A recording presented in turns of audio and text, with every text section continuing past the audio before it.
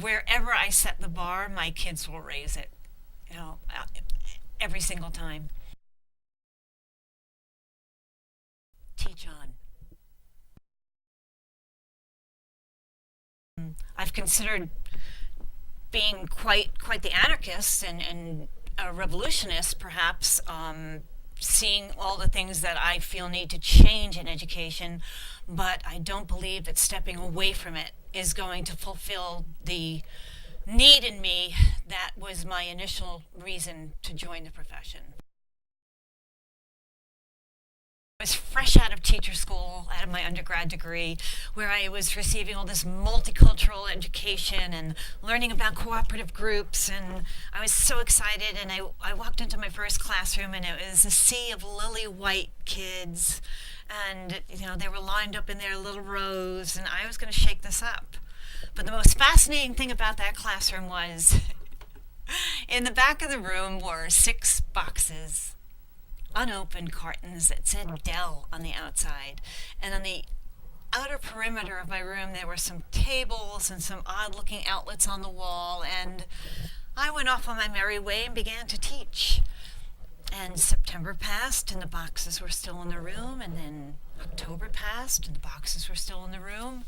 And I happened to mention it to my daughter, who was a geek, a computer science major at the time. And you know, I've got these computers are in the back of the room, and I don't know why they're just sitting there, and I don't really know what I'll do with them, but, you know, it's kind of frustrating.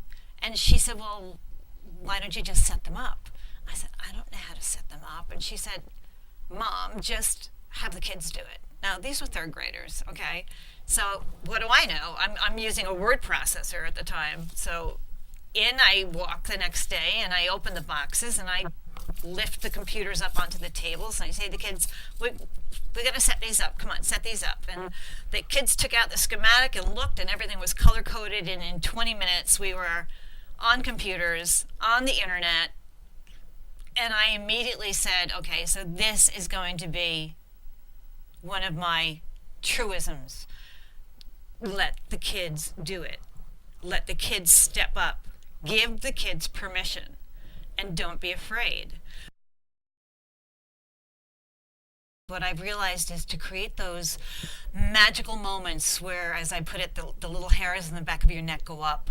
There's got to be that interchange, that exchange, those moments when you're going back and forth and feeding each other's curiosity and passion. Give the students the opportunity and get in there and do it with them. So it's okay to learn next to them. You don't have to be the expert. It's okay for you to say, I don't know, let's find out. How are we going to do this? Let's figure it out. It's okay for you to say, here's what I need you to know, and I'm not quite sure how to teach it to you. How would you like to learn it? What are some ways that would work?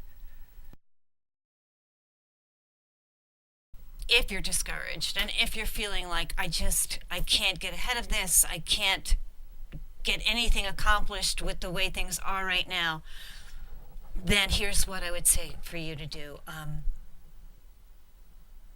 Speak to your colleagues. There are so many resources right in your building beyond the scope of your school. Your professional learning network is critical for feeding you inspiration, feeding you new ideas. If you're not on Twitter, you need to be. If you're not, believe it or not, on Facebook, you need to be. And you can be very professional on Facebook. You need to have an online network of teachers that you design and you select. Don't just listen to the choir. Don't just listen to people who subscribe to the same things you subscribe to. Broaden your horizons. Entertain the opposing viewpoint. You might learn something brilliant from it. It's really a daily promise. It's a daily commitment. It's a sacred promise where you say, today I will do what's best for my kids. Sometimes you have to do that within constraints that are almost stifling, almost suffocating, and sometimes you can just close your door and make your magic. And that's what we have to hold on to.